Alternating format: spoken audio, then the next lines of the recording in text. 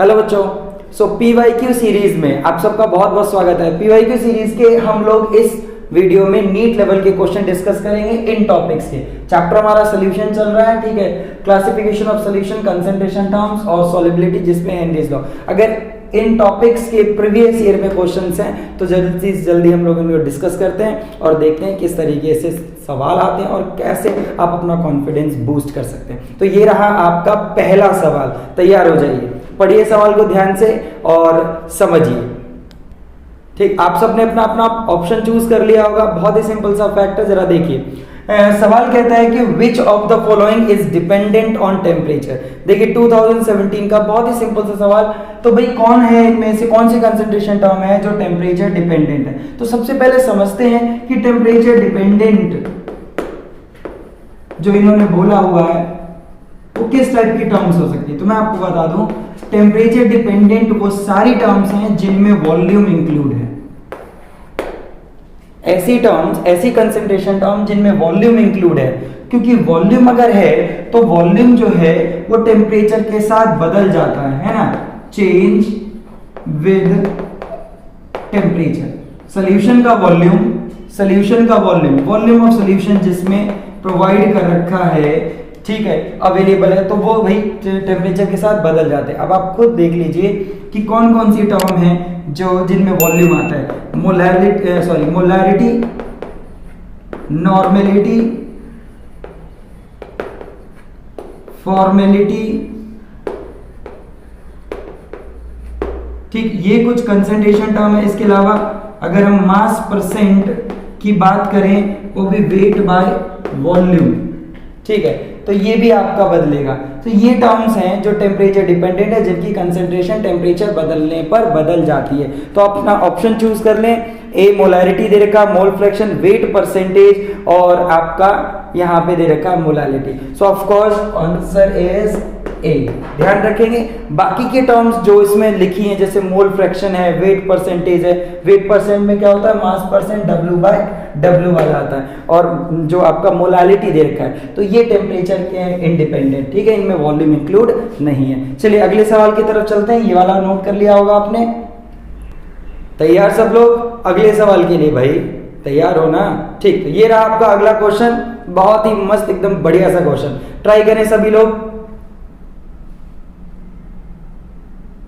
ठीक, सभी ने ट्राई कर लिया होगा, वीडियो पॉज करके सबने कोशिश कर ली होगी। चलिए तो अब हम लोग सवाल को पढ़ते हैं। What is the mole fraction of the solute in 1 molar aqueous solution. में लिखा हुआ है कि 1 मोलर एक्वस सोल्यूशन दिया है। 1 मोलर एक्वस सोल्यूशन हमें प्रोवाइड कर रखा है बच्चों। अब 1 मोलर एक्वस सोल्यूशन है तो हमसे पूछा क्या है, मोल फ्रैक्शन निकालो भाई, यानी कि इस मोलर सोल्यूशन को कन्वर्ट करना है मोल फ्रैक्शन में। तो कैसे करेंगे, तो जरा ध्यान दो। हो गया सवाल, बड़ा ही आसान होता है, क्योंकि मोल फ्रैक्शन देखो क्या होता है। मोल फ्रैक्शन अगर तुम्हें निकालना है तो मोल्स ऑफ सोल्यूट ऊपर रखने हैं भाई, डिवाइडेड बाय टोटल मोल्स, जिसमें सोल्यूट और सॉल्वेंट के दोनों आ जाएंगे। ऐसा करते हैं, ठीक है। लेकिन अब मोल्स ऑफ सोल्यूट नहीं पता, साथ ही साथ यहाँ पे टोटल मोल्स के लिए मैं ऐसा लिख सकता हूं ना, moles of solute plus moles of solvent. अब एक्वस सोल्यूशन है तो इसका मतलब वाटर एज अ सॉल्वेंट है, ठीक है। और मोल्स ऑफ सोल्यूट देखते हैं, मतलब कोई भी सोल्यूट हो सकता है। 1 मोलर का मतलब क्या होता है, इसको एक्सपेंड करो। 1 मोलर का मतलब 1.0 मोल पर केजी, यही मतलब होता है इसका, यही मतलब होता है। तो हो गया क्वेश्चन, कितना सिंपल है। 1.0 ऊपर रखना, मोल्स हमें इतने रखे हैं, नीचे 1.0 प्लस। अब ये देखिए कि यहाँ पे मोल्स ऑफ सॉल्वेंट यानी वाटर के कितने मोल्स, तो यहाँ पे वेट ऑफ वाटर कितना है, पर केजी है। पर केजी का मतलब 1 किलोग्राम, और आप सबको पता है कि 1 किलोग्राम का मतलब इसके मोल्स, क्योंकि डेंसिटी हम सबको पता है कितनी होती है, 1 ग्राम पर ml। तो डेंसिटी की बेसिस पे देखा जाए तो मास इसका, मतलब डेंसिटी क्यों कंसीडर करना है, वॉल्यूम तो दिया ही नहीं, क्यों एक्स्ट्रा बात कर रहा हूँ, सॉरी, ठीक है। सो ये 1000 ग्राम डायरेक्ट है। मोलर मास ये रहा, हो गया ये आपका 55.55 आता है, ठीक। तो सीधी बात करते हैं, हो गया खत्म। तो आप सबने ये कर लिया होगा।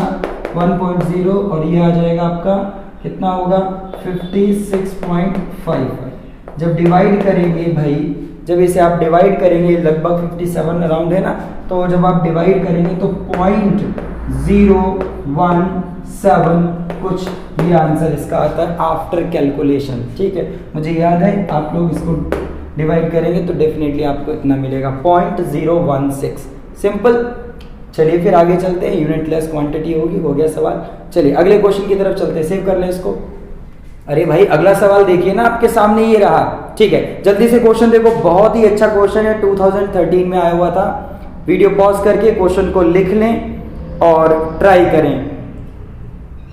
ठीक, सभी ने क्वेश्चन ट्राई कर लिया होगा। चलिए चलिए चलिए चलिए फटाफट स्टार्ट करते हैं। क्वेश्चन बहुत बढ़िया है, जरा देखो।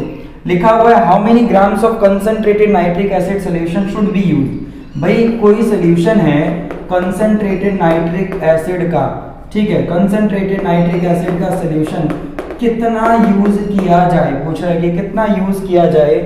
ठीक, to prepare 250 ml of 2.0 HNO3।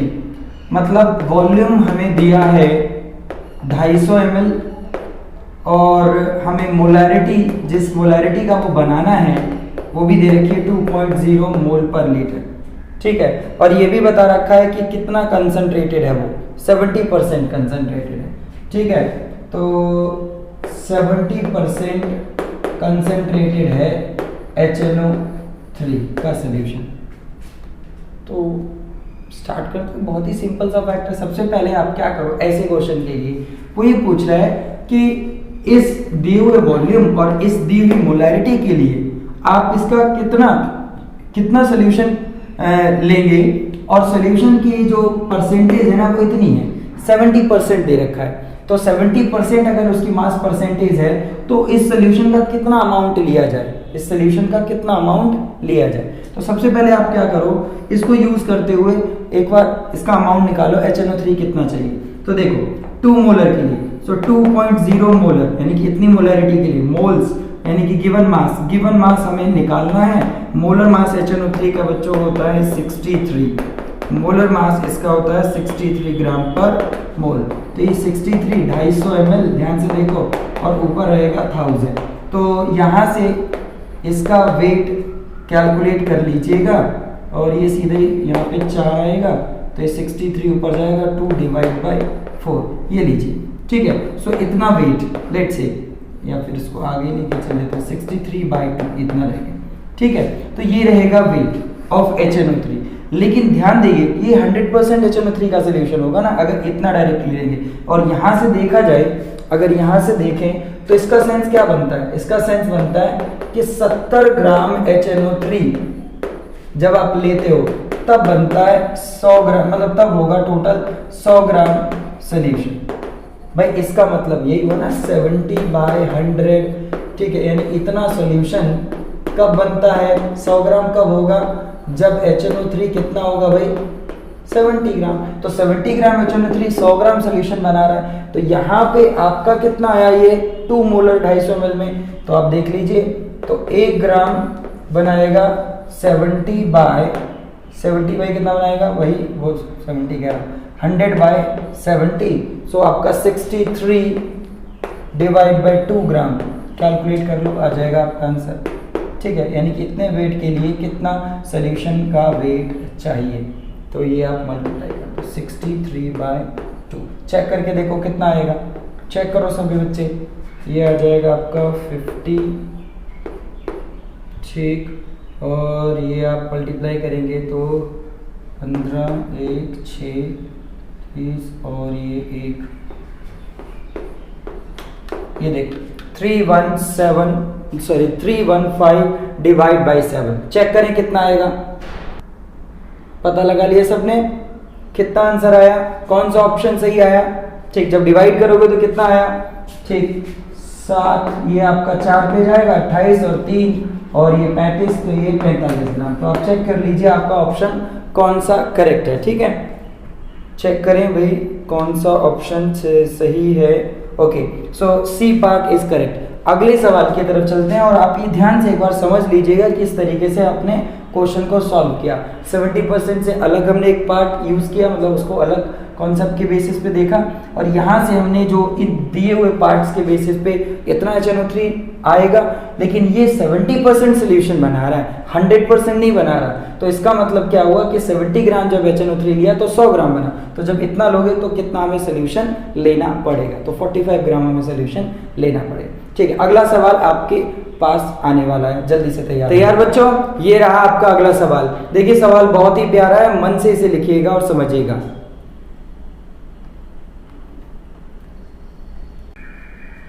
ठीक बच्चों, क्वेश्चन ट्राई कर लिया सबने, सिंपल सा क्वेश्चन। चलिए स्टार्ट करते हैं हम लोग अब, आ जाओ। सो अभी लिखा हुआ है concentrated aqueous solution of sulphuric acid. भाई सल्फ्यूरिक एसिड का एक सॉल्यूशन है, ठीक, जिसकी मास परसेंटेज दे रखी है 98%।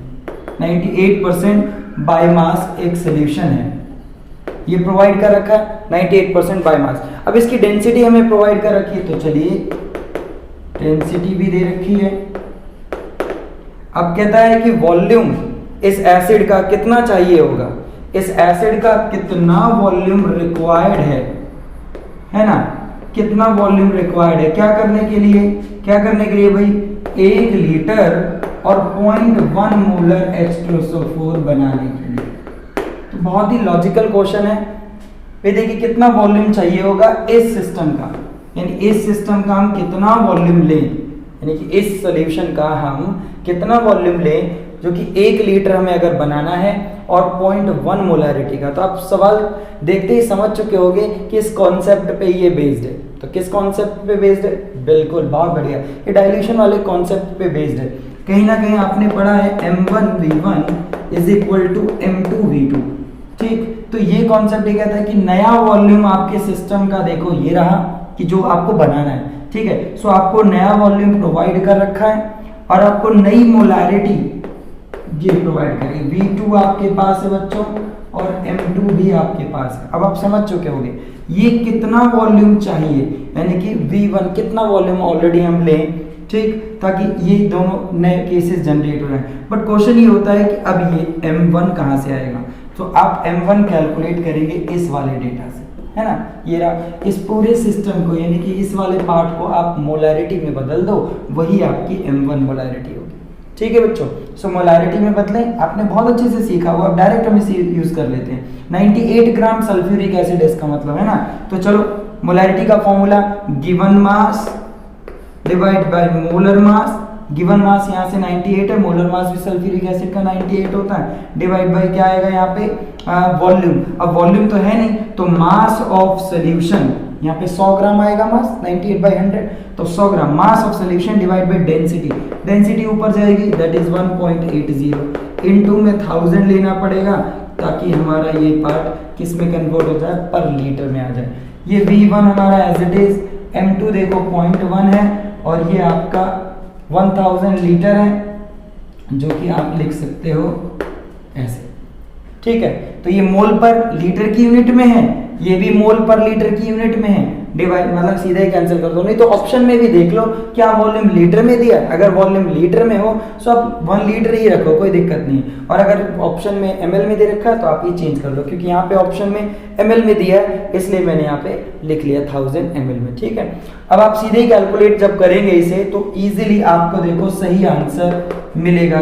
सारी चीजें लगभग ये देखो कैंसिल हो रही हैं, ये 10 और आपका ये रहेगा 1.8 यानी 100, ये रहेगा, ये कैंसिल हो जाएगा, तो आपका लो 18 आ जाएगा ना।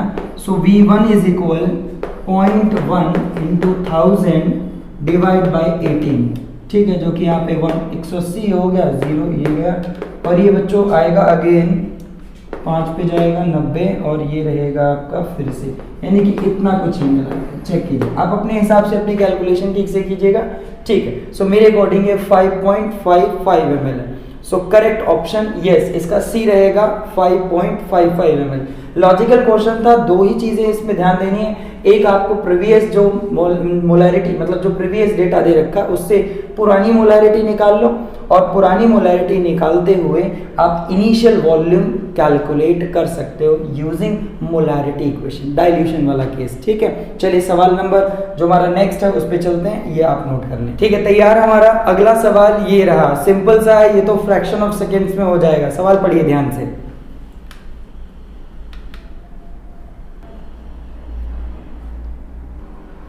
तो चलिए बच्चों इसे सॉल्व करते हैं। सवाल में जान बिल्कुल नहीं है, बट फिर भी ये 2002 में इस टॉपिक पे जो आज हम टॉपिक डिस्कस कर रहे हैं। ठीक है, सो क्वेश्चन में लिखा हुआ है कि NaOH का एक सोल्यूशन है 2.5 लीटर और 1 मोलर। ये NaOH का एक सोल्यूशन है और लिखा हुआ है इसको मिला दिया गया है 3 लीटर और 0.5 मोलर NaOH के दूसरे सोल्यूशन से। अब कहता है तो फिर तो इसके लिए तो आप सीधा ही तरीका यूज कर सकते हो, मोलैरिटी ऑफ मिक्सचर। ठीक है, molarity of mixture is given by M1V1 plus M2V2 divide by V1 plus V2। अगर दो सोल्यूशन मिलाए गए तो आप दो के लिए मल्टीप्लाई कर, मतलब इस तरीके से ले। अगर मान लो 3 है तो M3 प्लस V3 भी आ जाएगा, टोटल यहाँ पे आपका मतलब M3 इंटू V3 आएगा और नीचे यहाँ आपका V3 ऐड हो जाएगा। तो अभी हमारे दो सोल्यूशन तो आप सीधा ही यूज कर लें और बताएं आंसर क्या आएगा।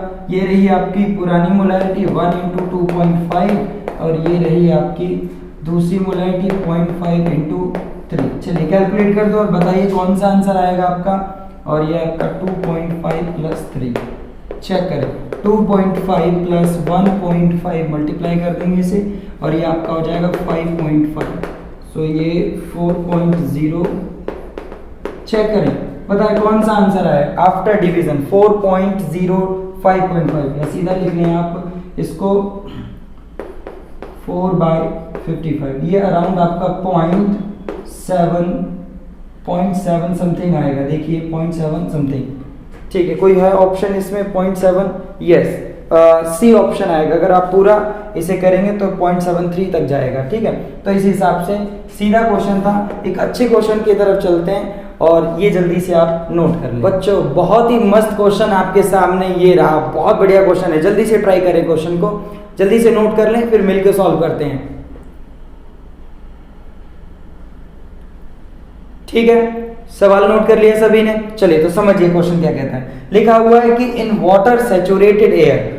इन वाटर सैचुरेटेड एयर का मतलब कि भाई अगर किसी कंटेनर में मान लो ये वाटर अवेलेबल है तो ये धीरे धीरे वेपराइज कर रहा है, तो जो उसके सरफेस की एयर है ना, ऊपर की एयर, ये सैचुरेट हो चुकी है। ठीक है, ये सैचुरेट हो चुकी है बिल्कुल। तो अब यहाँ पे क्या है, यहाँ पे वाटर वेपर भी अवेलेबल है, वाटर वेपर भी अवेलेबल है बच्चों। अब यहाँ पे एयर पार्टिकल्स भी अवेलेबल। ठीक, तो यहाँ पे कुछ प्रेशर जो होगा सिस्टम में, यहाँ पे जो कुछ प्रेशर होगा वो तो प्रेशर होगा ड्यू टू वाटर वेपर भी, और यहाँ पे प्रेशर होगा ड्यू टू एयर पार्टिकल्स भी। ठीक है, दोनों के सम की वजह से जो प्रेशर होगा वो होगा टोटल प्रेशर। क्या मेरी बात समझ रहे हैं? ठीक है, तो यहाँ का जो टोटल प्रेशर होगा वो दोनों के सम के बराबर होगा। तो नॉर्मली हम ऐसे लिख सकते हैं कि जो टोटल है वो इन दोनों के सम के बराबर होगा, तो वाटर वेपर्स की वजह से और ड्राई एयर की वजह से। ठीक बच्चों, तो अब सवाल यहाँ पे जो पूछ रहा है हमसे वो कहता है कि अगर वाटर वेपर्स का यहाँ पे जो मोल फ्रैक्शन है, यानी कि जो मोल फ्रैक्शन दे रखा है वाटर वेपर का वो 0.02 अगर है तो, और जो टोटल दे रखा है अगर ये हमारा 1.2 एटमॉस्फेरिक है, तो बताइए कि partial pressure of dry air, मतलब हमें ये कैलकुलेट करना है। सो आप देख सकते हैं सवाल बिल्कुल लॉजिकल है, ये निकालना है तो किसी तरीके से ये हमें पता होना चाहिए, है ना। Pressure due to water vapour पता होना चाहिए, तो उसके लिए बहुत ही सिंपल है, गैस फेज की बात चल रही है, कौन सा लॉ लगा सकते हैं, Dalton's law. So using Dalton's law हम ये काम कर लेंगे। सो डाल्टन्स लॉ क्या कहता है भाई कि किसी भी पर्टिकुलर कंपोनेंट का अगर आप प्रेशर निकालते हो गैस फेज में, है ना, तो वो क्या होता है, जैसे वाटर के लिए निकाल रहे हैं, so mole fraction of that component into में टोटल। तो आप देख लीजिए यहाँ से इस फॉर्मूले को यूज करके निकाल लीजिए फटाफट और आपका आंसर आ जाएगा। सो ये रहेगा आपका 0.02, टोटल कितना दिया है बेटा 1.2। अब सीधे यहाँ से पता लगाएंगे कितना होगा 24 और ये 100 और ये 1000 है ना, तो ये 0.024 ये रहेगा, है ना। सो चलिए ये हो गया आपका इतना एटमॉस्फेरिक। अब आप सीधे ही ये वैल्यू यहाँ डाल के अपना आंसर बताएंगे और मुझे अपना आंसर इस क्वेश्चन का कमेंट बॉक्स में बताएंगे कि कितना आंसर रहा और कौन सा ऑप्शन ठीक है। तो अगले वीडियो में आप लोगों को मेंस लेवल के क्वेश्चंस करवाऊंगा इसी टॉपिक के, जो जिस टॉपिक पे हम लोग आज बात करते हैं, हेनरीज लॉ मतलब सॉल्युबिलिटी, कंसंट्रेशन टर्म और सॉल्यूशंस के क्लासिफिकेशन पे बेस्ड। ठीक है बच्चों।